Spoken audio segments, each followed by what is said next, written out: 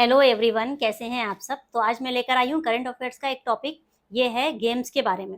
तो आपको पता ही होगा कि अभी नया कानून आया है, लेकिन इसकी ज़रूरत क्यों पड़ी, क्या रीज़न था। तो ऐसा था कि ऑनलाइन गेम्स में मनी का लेन देन बहुत होने लगा था। तो उससे क्या हो रहा था कि जो यूथ था वो पैसे के अभाव में या फिर पैसा जीत रहा था या पैसा हार रहा था, तो जिसकी वजह से उसकी फैमिली में भी प्रॉब्लम हो रही थी, आत्महत्याएं बढ़ रही थी और भी बहुत से अपराध बढ़ रहे थे। तो उसी को विनियमित करने के लिए, रेगुलेट करने के लिए इस कानून की जरूरत पड़ी। चलिए देखते हैं क्या है कानून।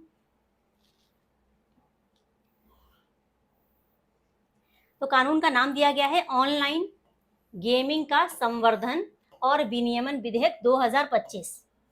ये कानून का नाम दिया गया है। अब इसका मेन पर्पस क्या था? मध्यम वर्ग और युवाओं की रक्षा करना। इसके अलावा e sports, online social games को बढ़ावा देना, क्योंकि जो पैसे वाले गेम्स थे उनसे क्या हो रहा था, तरह तरह की प्रॉब्लम्स आ रही थी। अब ये कब आया? तो ये आया 21 अगस्त ऑफ 2025 को पारित ऑनलाइन गेमिंग बिल 2025 का संवर्धन और विनियमन अन्य प्रकार के ऑनलाइन गेम को बढ़ावा देने, विनियमित करते हुए, मतलब उनको रेगुलाइज करते हुए नागरिकों को ऑनलाइन मनी गेम्स के खतरे से बचाने के लिए किया गया। और ये एक ऐतिहासिक कदम है। कानून नुकसानदायक गेमिंग प्लेटफॉर्मों के कारण व्यसन, वित्तीय बर्बादी और सामाजिक संकट को रोकने के लिए डिजाइन किया गया है। जो त्वरित धन का मतलब क्या होता है कि उस जो ऑनलाइन गेमिंग है उससे तुरंत पैसा मिलता था, और इतना पैसा मिलता था कि बहुत ज्यादा डबल हो जाता था। या फिर ऐसे ऐसे गेम्स थे जहां पर अगर एक जीत रहा है तो दूसरा हार रहा है, तो जो जीत रहा है वो तो खुश हो जाता था क्योंकि उसको तुरंत पैसा मिल रहा है, बट जो हार रहा था उसको बाद में प्रॉब्लम हो रही थी और कभी वो डिप्रेशन में चला जाता था। तो क्या हो रहे थे, आत्महत्या के केसेस भी बढ़ रहे थे। तो उन्हीं सब चीजों को रेगुलाइज करने के लिए ये बिल लाया गया और इसको नाम क्या दिया गया, ऑनलाइन गेमिंग संवर्धन और विनियमन विधेयक 2025। तो सरकार का ये मेन संकल्प यही है कि इसके सुरक्षित और रचनात्मक विकास की दिशा में मार्गदर्शन करे। क्या है कि डिजिटलाइजेशन तो हो, लेकिन ई स्पोर्ट्स को बढ़ावा दे, या फिर उनके जो कौशल पर आधारित जो गेम है उनको बढ़ावा देना। तो इनको क्या किया गया, इनको 3 भागों में बांट दिया गया। कौन कौन से थे ये 3 भाग? पहला था ऑनलाइन सोशल गेम्स।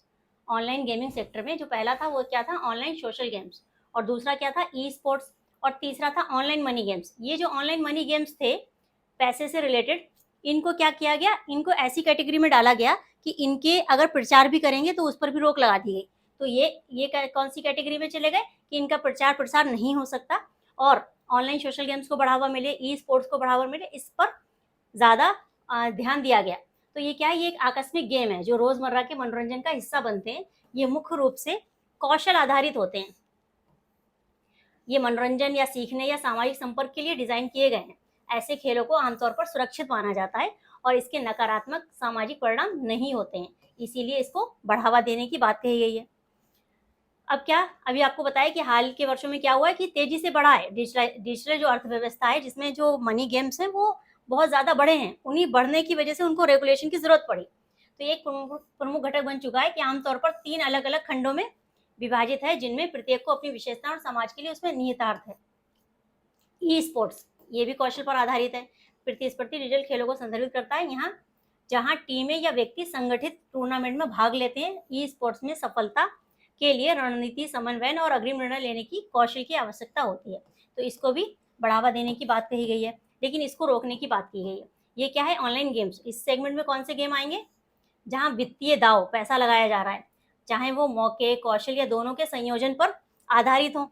इन प्लेटफॉर्म में व्यसन, वित्तीय नुकसान, मनी लॉन्ड्रिंग, यहाँ तक कि भारी मौद्रिक नुकसान से जुड़े आत्महत्या के मामलों में की रिपोर्टों के गंभीर कारणों की चिंताएं जताई गई हैं कि आत्महत्या, वित्तीय नुकसान, ये सब हो रहा था, जिस वजह से चिंता जताई गई है। तो ये जो 3 गेम सेगमेंट आए हैं, इसमें इसको बढ़ावा दिया जा रहा है, इसको बढ़ावा दिया जा रहा है और इस पर रोक लगाई जा रही है।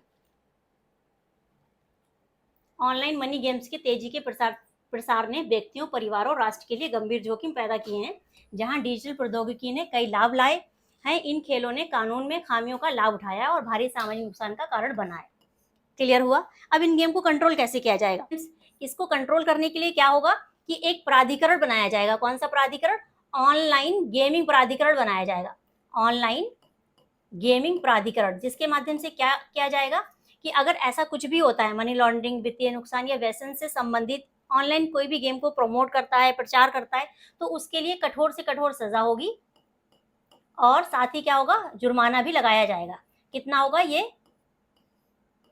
प्राधिकरण ही डिसाइड करेगा। तो इसके लिए क्या एक बनेगा, ऑनलाइन गेमिंग प्राधिकरण बनेगा, वो प्राधिकरण ही ये डिसाइड करेगा। लेकिन अभी इसको आगे और ऐसे कौन से कदम है जिनसे इन्हें कंट्रोल किया जा सकता है? तो कंट्रोल कैसे किया जा सकता है? एक तो आईटी एक्ट है 2000 का, इसके थ्रू भी किया जा सकता है। इसके अलावा जो भारतीय न्याय संहिता है बीएनएस, इसके माध्यम से किया जा सकता है। और उपभोक्ता संरक्षण अधिनियम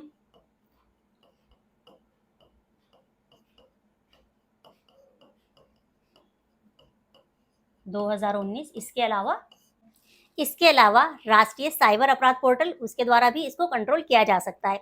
अब आप मुझे बताइए, ये जो टॉपिक है क्लियर हुआ आपको? अगर इनसे रिलेटेड आपको किसी तरीके की कोई क्वेरी, कोई क्वेश्चन या फिर आप फीडबैक भी देना चाहें तो वेलकम है आपका कमेंट्स में। Thank you so much.